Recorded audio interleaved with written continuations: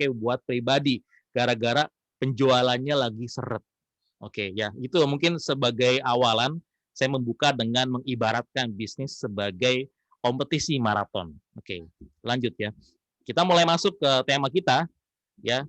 Kita bicara tentang krisis dulu teman-teman sekalian. Krisis. Kita bicara krisis tapi jangan-jangan kita nggak tahu karakteristik krisis itu seperti apa sih? Apakah krisis ini sesuatu yang memang harus dihindari, tidak boleh terjadi, bahaya kalau menimpa kita, atau krisis ini justru ada sesuatu yang bisa kita ambil hikmahnya. Kita kenalan dulu yang namanya krisis ya. Saya ambil quote dari Jimmy Dean. Ini seorang pebisnis, seorang host dari Amerika, seorang penyanyi juga ya. Beliau artis dan sebagainya dan lengkap lah ya. Mungkin kalau kita ibaratkan di Indonesia seperti Raffi Ahmad gitu ya. Dia pebisnis juga, host juga, pernah bikin lagu juga, pernah nyanyi juga gitu ya. Nah, quote-nya apa kata beliau nih, kata Jimmy Dean ini. I can change the direction of the wind, but I can adjust myself to always reach my destination. Atau bahasa Indonesia, saya tidak dapat mengubah arah angin, tapi saya bisa menyesuaikan layar saya untuk mencapai tujuan saya. So ini saya gambarkan seperti kita sedang menghadapi yang namanya krisis teman-teman sekalian. Krisis pandemi, krisis ekonomi, krisis kesehatan yang berdampak terhadap ekonomi Indonesia bahkan dunia. Ya, kita nggak bisa mencegah krisis ini terjadi. Ya, kita nggak bisa menolak, kita nggak bisa menunda, kita nggak bisa mempercepat, kita nggak bisa mengatur. Tolong dong, COVID jangan datang dulu ke Indonesia. Saya lagi dapat kontrak besar nih, dapat proyek besar ya, baru tanda tangan nih kemarin gitu. COVID datang, yang terjadi apa Bapak Ibu semua? Penjualan kita merosot, ya kontrak kita batal semua, betul? Ada yang mengalami hal seperti itu. Kemudian proyek-proyek kita di pending semua, ya orderan menyungsep ya, turun tajam gitu ya, karena terjadi pandemi ini hadir di tengah-tengah kita. Nah, seperti quote ini, saya suka dengan quote ini karena kita nggak bisa mencegah Bapak Ibu pandemi ini. Krisis ini kita nggak bisa cegah. Tapi yang kita bisa lakukan adalah beradaptasi terhadap krisis. Seperti bagaimana angin menerpa kapal layar ini, ya kapal layar ini tidak bisa mencegah anginnya, tapi kita bisa mengatur layarnya agar angin ini bisa tetap membawa kapal ini sampai tujuan. Nah, itulah mungkin ilustrasi yang saya ingin sampaikan tentang kondisi pandemi ini. Bagaimana kita menyikapinya melalui quote dari Jimmy Dean ini ya. Bapak Ibu bisa ambil hikmahnya. Ternyata sebenarnya kita bisa memanfaatkan atau bisa menghadapi pandemi ini dengan kita beradaptasi dengan pandemi, dengan krisis ya.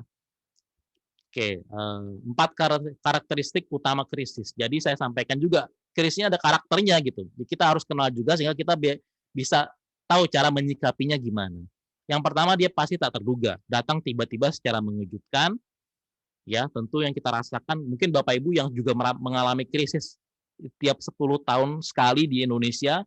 Kalau saya pernah merasakan krisis 98, ketika itu krisis moneter yang berdampak pada krisis ekonomi, sehingga dulu saya masih ingat, saya masih SMP, $2.500 tiba-tiba jadi $16.000 harga dolar ya per $1. Kemudian terjadi kerusuhan di mana-mana, harga melambung tinggi dan sebagainya, inflasi luar biasa. Kemudian setelah itu 10 tahun berikutnya datang lagi krisis 2008. Mungkin nggak semuanya tahu, tapi karena ini terjadi di Amerika ya, subprime mortgage ya, krisis tentang perumahan yang merusak industri keuangan di berbagai belahan dunia. Dan tentu itu berdampak terhadap kondisi keuangan moneter juga di wilayah lain, negara lain termasuk Indonesia. Kemudian juga ada krisis lagi di sekarang ya. Setiap 10 tahun selalu ada krisis, ini seperti sebuah siklus. Tapi dia seolah-olah datang tanpa kita sadari gitu ya. Kemudian akhirnya menciptakan ketidakpastian. Ya, karakteristik kedua dari krisis itu menciptakan ketidakpastian. Kita akan menghadapi sesuatu yang tidak pasti selama krisis ini terjadi. Begitu seperti yang Bapak Ibu rasakan di masa pandemi ini. Ya, kita nggak tahu pandemi ini sampai kapan berakhirnya. Ada yang bilang setahun, ada yang bilang 2 tahun, ada yang 5 tahun, bahkan ada yang 10 tahun. Itu baru pandemi berakhir. Bagaimana kondisi dampak ekonominya, recovery-nya kapan selesai? Pandeminya selesai 2 tahun, recovery ekonominya kapan selesainya? Kemudian bagaimana nasib usaha kita ya? Tidak ada kepastian. Nah, di saat tidak ada kepastian, apa kira-kira yang perlu kita lakukan dalam kondisi ini? Ya, kita harus terus maju ya. Kalau misalnya kita diam, ya diam dalam ketidakpastian aja itu sesuatu yang berbahaya, apalagi bergerak dalam kondisi tidak pasti aja itu sesuatu yang menantang gitu. Apalagi kita tidak melakukan apa-apa, pasti kita akan tergilas. Yang ketiga, dipandang sebagai ancaman terhadap tujuan-tujuan penting, ya terutama dalam misalnya kita sebagai pengusaha UMKM, ya kita merasa pandemi ini hadir mengancam bisnis kita, mengancam target-target omset kita, target-target finansial kita yang sudah kita canangkan sebelum pandemi hadir. Ketika hadir itu berantakan semua. Dan yang keempat adalah menuntut adanya perubahan. Ya, ini sebenarnya kenapa saya bikin warna biru, Bapak Ibu sekalian? Karena inilah urgensinya. Saya ingin sampaikan pesan bahwa setiap krisis pasti akan meminta kita berubah. Ya, ujung dari krisis ada sebuah perubahan. Ya, kita lihat berbagai macam krisis yang terjadi, ujungnya adalah perubahan. Perbaikan menjadi lebih baik. Kondisinya kita beradaptasi, kita menyiapkan inovasi, kreativitas, kemudian kita memperbaiki diri, dan kita bisa maju lagi untuk melewati krisis. Karena pada akhirnya krisis itu akan selalu kita temui ya. Saya mengilustrasikan krisis itu ibarat masalah besar. Hidup kita selalu akan berhadapan dengan masalah, kita berhadapan dengan kendala, tantangan, tapi krisis ini masalahnya besar. Jadi kalau kita gambarin masalah krisis. Masalah krisis ya. Jadi grafiknya krisis itu tinggi gitu. Sekali-sekali terjadi, tapi besar gitu. Artinya ini akan selalu ada dan itulah momentum perubahan. Jadi kalau Bapak Ibu bisa menangkap positifnya adalah ini saatnya kita berubah, ya, memperbaiki kondisi yang ada dari usaha kita, dari pengaturan keuangan keluarga kita sampai pada akhirnya kehidupan kita berubah. Gitu. Jadi penting sekali untuk melihat krisis ini tidak hanya sekedar penderitaan, tapi ini momentum untuk berubah. Oke, dampak perubahan akibat krisis apa aja? Yang terjadi, yang pertama terjadi perubahan perilaku masyarakat umum ya, perubahan perilaku. Tadinya nggak pakai masker jadi pakai masker. Tadinya nggak suka bersih-bersih cuci tangan jadi cuci tangan. Tadinya tidak peduli dengan jarak ya, tidak peduli dengan batuk yang berdekatan. Sekarang benar-benar hati-hati ya. Makanan juga ingin yang bersih-bersih, nggak mau makan sembarangan. Ya kayak pada masak sendiri di rumah. Jadi kan perubahan perilaku yang sebenarnya sedang menuju ke perilaku yang lebih sehat gitu ya. Ya, ini makanya suatu krisis itu pasti ujungnya adalah meminta kita untuk berubah. Tentu berubah menjadi lebih baik. Yang kedua adanya penurunan daya beli dan menahan pengeluaran. Daya belinya turun akibat ekonominya mungkin terganggu ya. Tapi juga ada orang yang sebenarnya ekonominya tidak terganggu tapi dia menahan diri untuk belanja karena memprediksikan karena ingin menyiapkan diri secara finansial di masa depan yang tidak terprediksi. Makanya ditahan-tahan pengeluarannya, diatur sedemikian rupa tidak sembarangan belanja. Yang ketiga meningkatnya harga bahan baku produksi. Ini juga tentu kalau ketika terjadinya krisis ekonomi mungkin ada yang gagal panen atau produksi terhambat karena banyak produk bidang-bidang usaha itu mati ya sehingga terjadi kelangkaan bahan baku. Sehingga kalau ada kelangkaan maka harga produksi akan meningkat. Oke, kemudian terganggunya cash flow dan omset penjualan tentu kita rasakan bersama mungkin sebagian besar di sini peserta damping ya. Kemudian terjadinya perang harga ya. Nah, ketika orang sudah merasakan kesulitan berjualan, maka mereka akan menurunkan harga serendah mungkin. Yang penting laku gitu. Ya, ini terjadi akhirnya perang harga gitu ya. Yang keenam adalah persaingan menjadi lebih terbuka. Nah, ini yang terakhir nomor-nomor angka-angka berikut ini mungkin lebih positif ya. Karena hampir seluruh pebisnis baik UMKM maupun pengusaha yang besar ya, pebisnis yang besar itu merasakan dampak yang sama. Sehingga banyak perusahaan-perusahaan yang default gitu, yang kembali ke nol, yang mulai dari awal lagi, start from zero bersamaan dengan UMKM lain. Bahkan ada UMKM yang berjaya di masa krisis. Artinya semua bisa jadi start kembali dari awal bareng-bareng ya. Sebagian besar merasakan dampak yang sama pada mungkin banyak yang memutuskan hubungan kerja dengan beberapa karyawannya, penjualan sehingga menutup cabang-cabang yang ada pada akhirnya semua berpeluang kembali bersaing bersama lagi dari awal ya. Sehingga persaingan merata dan pengusaha kecil bisa bersaing dengan pengusaha besar juga. Yang ketujuh, munculnya kreativitas dan inovasi. Tentu mereka bagi pengusaha yang menghadapi krisis tidak bisa Anda bertahan dengan kondisi biasa saja. Anda harus punya kreativitas dan inovasi ya untuk bisa Anda keluar dari krisis ini, bisa survive, bisa bangkit Nah, dengan munculnya kreativitas dan inovasi, ini akan membuat produk-produk kita semakin bervariasi yang muncul di pasar ya. Muncul beragam alternatif pilihan produk akibat dampak dari kreativitas dan inovasi para pengusaha dalam menghadapi pandemi. Sehingga muncullah sekarang lagi terakhir waktu tahun 2020 ramai frozen food misalnya karena ingin masak di rumah. GoFood juga makin makin makin banyak nih. Tadinya orang driver Gojek atau driver Grab lebih milih untuk menarik penumpang karena ada krisis, mereka banyak berjualan GoFood karena orang juga nggak mau keluar, nggak bisa keluar beli makanan. Yang terjadi apa? Muncul UMKM baru yang mengupload produknya di GoFood, di Gojek gitu.